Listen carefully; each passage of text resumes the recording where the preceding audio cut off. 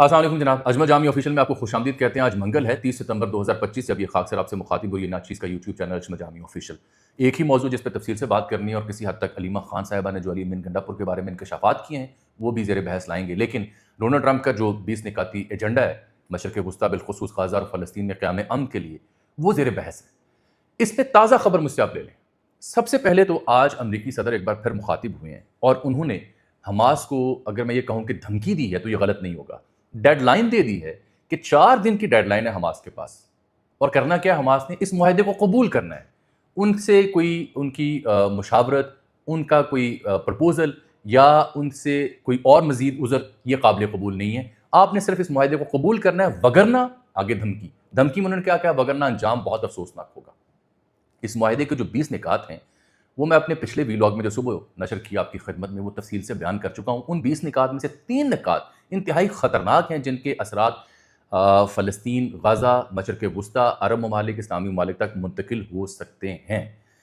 इससे पहले कि मैं डिटेल में जाऊँ कि इसहाक डार साहब ने आज क्या कहा, अरब ममालिक का रद्द-ए-अमल क्या है और दुनिया भर में इसके ऊपर बहस क्या हो रही है, पाकिस्तान में हाफिज़ नईमुल हक से लेकर दीगर ने क्या रद्द-ए-अमल दिया, और ये जो बहस है कि 2 रियासती हल है क्या पाकिस्तान इसराइल को तस्लीम करेगा, इब्राहिम अकॉर्ड का हिस्सा बनेगा, और इमरान खान साहब माजी में इस पर क्या कहते रहे, शहबाज शरीफ साहब क्या कहते रहे, इस सब के ऊपर आज हमने मेहनत की, काम किया, जो आपकी खिदमत पेश करेंगे। लेकिन उससे पहले एक सतर में, एक लाइन में एक बुनियादी बात आपकी खिदमत में अर्ज़ करना चाह रहा हूँ। मसला फ़लस्तीन के हवाले से मैं, आप या कोई और बाद में आता है। सबसे पहले और सबसे बुनियादी बात यह है कि अहले फ़लस्तीन और अहले गाज़ा की इस बारे में क्या राय है। उनकी जो भी राय होगी मेरे लिए वैसे तो मुसलमान सबसे मुकद्दम है और उनकी राय सबसे अहम होनी चाहिए इस मसले के हल के लिए। इसीलिए मैं कल से अर्ज़ कर रहा हूँ कि इस मुआहदे में, इस मंसूबे में अहले फ़लस्तीन से मुशावरत किस हद तक की गई, ये सवाल निशान है। अब आ जाएँ जो आज डोनाल्ड ट्रंप ने ताज़ा धमकी दी कि 4 दिन के अंदर आपने, हमास ने ये मंसूबा कबूल करना है, वगरना उनका अंजाम बड़ा अफसोसनाक होगा। हमास को डेडलाइन दे दी गई है और साथ धमकी दे दी गई है, 4 दिन के अंदर आपने ये काम करना है। अब 2 चीज़ें और मुझसे सुनिए। कल जब नेतन्याहू ने गुफ्तगू की, कुछ चीज़ें ऐसी जो मीडिया के लेंस पे उस तरह से नहीं हैं, तो उसने कहा कि हम फ़लस्तीनी रियासत की सख्ती से मुखालफत करेंगे और गाज़ा के बेशतर हिस्सों में हमारी फ़ौज मौजूद रहेगी। अगर हमास ने मंसूबा रद्द किया तो इसराइल अपना काम मुकम्मल करेगा, और आज ट्रंप ने भी उसकी तस्दीक कर दी। फिर उसने कहा कि गाज़ा इसराइल के लिए कभी ख़तरा नहीं बनेगा, इस चीज़ को हम यकीनी बनाएंगे। इसका मतलब है कि अगर हमास से शराइत नहीं मानती, they will go all out. ये ख़तरनाक प्लान था नेतन्याहू का जो आज उसने मंजर आम पर वो लेके आया। ट्रंप की जो तकरीर थी वो बड़ी काबिल गौर है। ट्रंप ने एक लफ्ज़ इस्तेमाल किया अपनी तकरीर में कल कि ये जो मंसूबा है मेरा, ये सिर्फ गाज़ा की पट्टी के हवाले से नहीं है बल्कि पूरे मिडल ईस्ट के लिए है, और ये ईरान, इब्राहिम अकॉर्ड और गाज़ा तनाज़े के खात्मे जैसे मसाइल पर बात की। यानी ब्रॉडर सेंस में डोनाल्ड ट्रंप ये बता रहे हैं कि सिर्फ गाज़ा के मसले के हल के लिए 20 निकात मैंने पेश नहीं किए, बल्कि नेतन्याहू के साथ मिलकर, अरब इस्लामी ममालिक से मिलकर इब्राहिम अकॉर्ड की जो बात की जा रही है और ईरान के साथ जो मामला हैं उन पे भी सेर हासिल गुफ्तगू हुई है। तो सबसे पहला सवाल अहले पाकिस्तान के जहन में ये आ रहा है कि क्या पाकिस्तान इसराइल को तस्लीम करेगा। जो अभी तक की इत्तलात है उसके मुताबिक नहीं। अगर 2 रियासती फार्मूला सामने आ भी जाता है तो उसका मतलब ये नहीं है कि पाकिस्तान इसराइल को तस्लीम करेगा। और पाकिस्तान की सरकार ये कह रही है कि 7 से 8 ममालिक दीगर और भी हैं जो हमारी जैसी राय रखते हैं। ये 2 रियासती फार्मूले के ऊपर जो एतराज़ हो रहा है उसकी तफसील मैं आगे जाके आपको बयान करता हूँ, लेकिन फ़िलहाल इसहाक डार साहब का ताज़ा रद्द-ए-अमल सुने। वो ये कहते हैं कि इसराइल और तमाम अरब ममालिक ने इस मुआहदे को कबूल किया है। 8 में से 1 मुल्क ऐसा है जिसने हमास की ज़मानत दी है कि हमास इस मुआहदे की मुखालफत नहीं करेगा। अब सवाल ये पैदा होता है कि हमास का रद्द-ए-अमल क्या है। हमास ने रॉयटर्स नामी जो इदारा है उसके साथ उनके एक अहलकार ने गुफ्तगू की है और कहा है कि मेरा नाम ना शाया किया जाए। उसने कहा जी हमें कुछ वक्त दिया जाए। बज़ाहिर इस मुआहदे में हमारी राय या अहले गाज़ा की राय शामिल नहीं की गई और लग रहा है कि ज़बरदस्ती हम पे ये मंसूबा थोपा जा रहा है, तो हमें कुछ वक्त दिया जाए। लेकिन आज डार साहब ने सबसे एक्सक्लूसिव खबर दे दी अपनी प्रेस कॉन्फ्रेंस में कि 8 में से 1 मुल्क ऐसा है जिसने हमास की गारंटी दी है कि वो इस मुआहदे को कबूल कर लेंगे। यही वजह है कि फिर तमाम इस्लामी ममालिक बशमूल पाकिस्तान ने इस मुआहदे के हक़ में बयान दे दिया कि ज़मानत उन्हें मिली।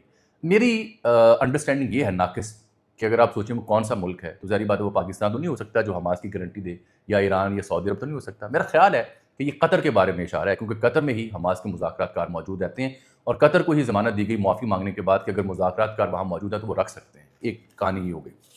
अब टोनी ब्लेयर के हवाले से जो बात हो रही थी उसमें आज इसहाक डार साहब ने कहा کہ ٹونی بلیئر اگر نہیں تو کوئی ان جیسی معزز شخصیت آ جائیں گے نظام سنبھالنے کے لیے. حالانکہ امریکہ کس اوپر چھتر چھایا رہے گی, فلسطینی اتھارٹیز میں کس حد تک رہے گی, اور جو بفر زون قائم کیے جا رہے ہیں اسرائیلی فوج کا ود ڈرا کرے گی, اس کا تعین نہیں ہے اس میں نے آپ سے عرض کی تھی کہ ٹونی بلیئر کے بارے میں جارج گیلووے نے کل ٹویٹ کیا تھا اور اس نے بتایا یہ ٹونی بلیئر کا منصوبہ ہے بنیادی طور پر, اس کا بڑا کام ہے اس سلسلے میں.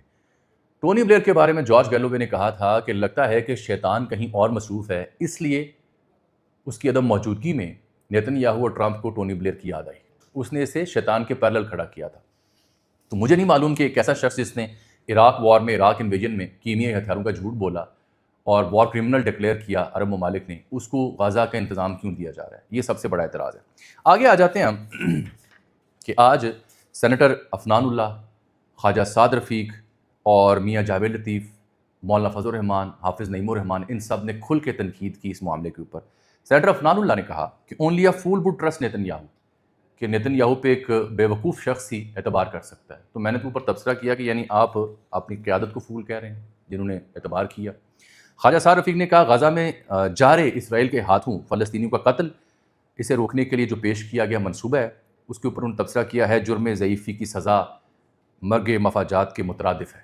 ٹھیک, یہ انہوں نے کہا کہ بے بسی کا عالم یہ ہے. میاں جاوید لطیف صاحب اس پہ بولے ہیں, چودھری فواد حسین بھی, لیکن سب سے اہم بات جو کی وہ اسد عمر نے کی. اسد عمر نے 7 سوال اٹھائے ہیں. پہلا سوال وہ یہ اٹھاتے ہیں کہ اس پلان کے مطابق غزہ کو ڈی ریڈیکلائز کرنا ہے, غیر عسکری کرنا ہے. تو یہ جو منصوبہ ہے کہ غزہ ہم نے غیر عسکری کرنا ہے, اس کا اطلاق اسرائیل پر کیوں نہیں ہو رہا؟ بالکل ٹھیک بات ہے. دوسرا انہوں نے اعتراض کیا کہ اسرائیل جو ہے وہ جو یرغمالی ہیں فلسطینی اور نہتے غزہ کے, ان کو رہا کرے گا اور اس سے پہلے حماس رہا کرے گی. تو حماس کے لیے تو 48 گھنٹے کی ڈیڈ لائن ہے, اسرائیل کی ڈیڈ لائن کیوں نہیں رکھی گئی؟ تیسرا اعتراض انہوں نے کیا کہ آپ 20 لاکھ کی آبادی ہے اور صرف 600 ٹرک روزانہ وہاں بھیجیں گے کھانے پینے کے لیے. چوتھا اعتراض انہوں نے کیا کہ ٹیکنوکریٹ گورنمنٹ جو ہے وہ یو ایس سپروائز کرے گا, جو کہ پوری دنیا میں ڈیموکریسی کی بات کرتا ہے, جمہوریت کی بات کرتا ہے. تو یہ تو غزہ کے لوگوں کو دینا چاہیے. بہت جنون اعتراض ہے. پانچواں اعتراض انہوں نے یہ کیا کہ Hamas will not have any role in Gaza but Netanyahu who has attacked 5 sovereign nations in last year and killed more than 60,000 غزا's citizens, وہ اس کو کنٹینیو کرے گا کہ جس نے 5 ممالک پہ حملے کیے, 60,000 سے زیادہ نہتے مسلمانوں کو شہید کر چکا, اس کا کردار ہوگا لیکن حماس کا نہیں ہوگا. یہ بھی جنون اعتراض ہے. پھر انہوں نے کیا اعتراض کہ جو ری ڈیولپمنٹ ہے اس خطے کی, جو اس میں شرائط عائد کی گئی ہیں, اس میں فلسطینی ریاست کے قیام کا ذکر واضح طور پر نہیں کیا گیا. اور ساتواں انہوں نے کہا کہ why is there no word about stopping and evacuating the illegal Israeli settlements, جو غیر قانونی اسرائیل نے آباد کر رکھی ہیں, اس کا ذکر اس میں کیوں نہیں کیا گیا. یہ بہت عمدہ اعتراض ہے. اب اس معاہدے کی تفصیل میں اگر آپ جائیں, اس معاہدے میں شک نمبر جو 3 ہے کہ اگر دونوں فریق اسرائیل اور حماس اس تجویز پر راضی ہو جاتے ہیں تو جنگ فوراً ختم ہو جائے گی. اسرائیلی فورسز یرغمالیوں کی رہائی کی تیاری کے لیے طے شدہ لائن پر واپس چلی جائے گی. اس دوران تمام فوجی کارروائیاں بشمول فضائی اور توپ خانے سے بمباری روک دی جائے گی اور مکمل انخلا کی شرائط کے مکمل ہونے تک ہر طرف عسکری کارروائیاں روکی جائیں گی. یہ یعنی بتدریج اس میں ڈسکشن کی جا رہی ہے. واضح ڈیڈ لائن کوئی نہیں ہے اسرائیل کے حوالے سے, اور اسرائیل کی جانب سے اس معاہدے کو عوامی طور پر قبول کرنے کے 72 گھنٹوں کے اندر تمام یرغمالیوں کو رہا کیا جائے گا. لیکن اسرائیل نے جو رہائی کرنی ہے اس کے لیے 72 گھنٹے کا لفظ نہیں لکھا گیا. یہ دوسرا اعتراض. آگے جو سب سے خوفناک شک ہے وہ شک نمبر 9 ہے, جو وائٹ ہاؤس کی ویب سائٹ پہ معاہدے کی ڈیٹیل ہے, اس کو میں پڑھ رہا ہوں. شک نمبر 9, غزہ میں ایک ٹیکنوکریٹ غیر سیاسی فلسطینی کمیٹی کی عارضی عبوری حکومت قائم کی جائے گی, جو غزہ میں عوامی خدمات اور بلدیاتی ادارے چلانے کی ذمہ دار ہوگی. یہ کمیٹی اہل فلسطین اور بین الاقوامی ماہرین پر مشتمل ہوگی. اس کمیٹی کی نگرانی ایک نیا بین الاقوامی عبوری ادارہ بورڈ آف پیس کرے گا. یعنی جو سیٹ اپ آپ کھڑا کر رہے ہیں اس کی نگرانی بورڈ آف پیس کھڑا کرے گا, جو انٹرنیشنلی ٹرمپ, ٹونی بلیئر اور دیگر کے ماتحت ہوگا. اس میں غزہ کی مرضی کہاں ہے, شہریوں کی مرضی کہاں ہے, جس کی سربراہی ڈونلڈ ٹرمپ کریں گے. اس بورڈ میں برطانیہ کے سابق وزیر اعظم ٹونی بلیئر بھی شامل ہوں گے, جبکہ دیگر اراکین اور سربراہان مملکت کا اعلان بھی کیا جائے گا. یہ ہے سب سے بڑا مسئلہ. آگے اس کی تعمیر 9 ہے, غزہ کے حوالے سے جو دیگر پلان ہیں اور ان کی ڈسکشن اس میں تفصیل سے کی گئی ہے. میرے پاس جو چیزیں موجود ہیں وہ جب شہباز شریف صاحب نے اس کو کل خوش آمدید کہا اس معاہدے کو, وہ ٹویٹ ہے, لیکن شہباز شریف صاحب کا ہی 2020 کا ایک ٹویٹ ہے. شہباز شریف صاحب کہتے ہیں president Trump's Middle East peace plan essentially legitimizes Israel's annexation of Jerusalem and illegal settlement on the land of Palestinians. کہ جو 2020-21 میں اس کا منصوبہ تھا ٹرمپ کا, اس کے اوپر تب شہباز شریف صاحب کہتے تھے کہ اس کا جو پیس پلان ہے وہ لیجٹمائز کر رہا ہے اسرائیل کے منصوبے کو، جس میں وہ انیکس کر رہا ہے، ضم کر رہا ہے جروسلم کو اور دیگر فلسطینی علاقوں کو، تب شہباز شریف صاحب اس ایسے منصوبے کی مخالفت کیا کرتے تھے۔ یہی صورتحال خان صاحب کے حوالے سے، خان صاحب کے حوالے سے جو صورتحال ہے وہ بھی دو ریاستی منصوبے کے حق میں بات کرتے تھے، لیکن اس کے اوپر جو یعنی مغالطہ ہو رہا ہے وہ کیا ہو رہا ہے؟ خان صاحب نے بالکل ان کی اسٹیٹمنٹ آن ریکارڈ ہیں کہ وہ اہل فلسطین کے جو رائے ہے اس کا احترام کرتے ہیں، ہر سیاسی جماعت بھی کرتی ہے، لیکن دو ریاستی فارمولے کے اوپر جو ہمیں کنفیوژن ہوتی ہے وہ کیوں ہوتی ہے؟ یہ اس لیے ہوتی ہے کہ دو ریاستی فارمولے کے اوپر ہمیں یہ محسوس ہوتا ہے کہ جیسے ہم نے اسرائیل کو تسلیم کر لیا ہے، کہ اگر اسرائیل کی ریاست وجود میں آ جاتی ہے تو صحیح، اور فلسطین کی تو اس کا مطلب یہ لیا جا رہا ہے کہ شاید ہم نے اسے تسلیم کر لیا ہے۔ یہ نہیں ہے دو ریاستی فارمولہ۔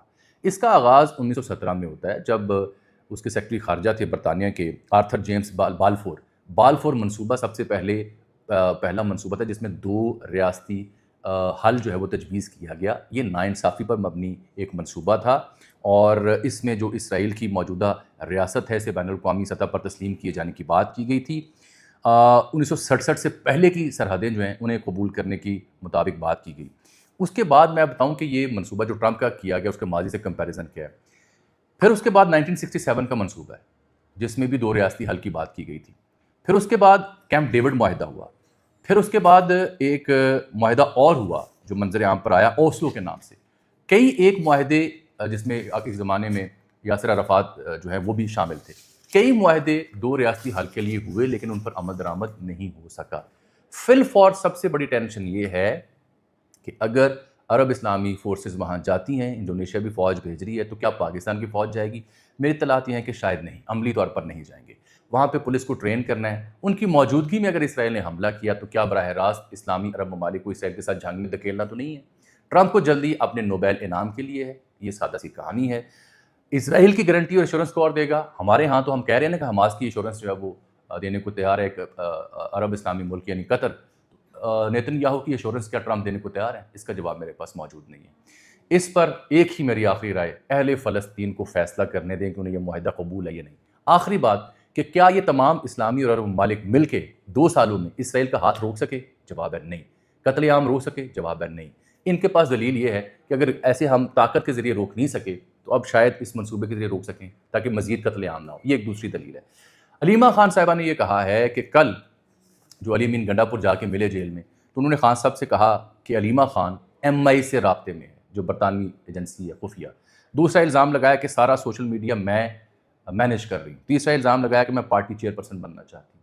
یہ علیمہ خان صاحبہ نے بتایا کہ کل علی امین جب عمران خان صاحب سے ملے تو انہوں نے میرے خلاف یہ 3 شکایات لگائی ہیں، اور وہ میں نے ٹویٹ کی صورت میں ویڈیو اپنے ٹویٹر کے اوپر لگا دی ہے، جس نے دیکھنی ہو وہاں جا کے دیکھ سکتا ہے۔ یہ تو ہم ایک عرصے سے کہہ رہے تھے کہ علی امین گنڈا پور ہوں، علیمہ خان صاحبہ ہوں، پارٹی میں دھڑے بندی ہیں، ایک دوسرے کے اوپر الزام لگائے جاتے ہیں۔ لیکن اہم بات یہ ہے کہ کل علی امین گنڈا پور جب مل کے گئے تھے جیل سے، تو اس کے بعد وہ خیبر پختونخوا ہاؤس ہے اسلام آباد میں، وہاں چلے گئے، کمرے میں آرام کیا، کسی سے ملے نہیں اور پریشان دکھائی دیے، فون نمبر بھی ان کے بند تھے۔ ان کے ذمہ ایسا کیا ٹاسک لگایا گیا جس کے بعد وہ پریشانی میں مبتلا ہوئے، اور آج علیمہ خان نے جو دھماکہ کیا ہے اس کے اثرات علی امین پہ کیا ہوں گے، یہ اگلے ویلاگ میں ڈسکس کریں گے۔ فی الحال کی مجھے اجازت دیجیے، اللہ حافظ۔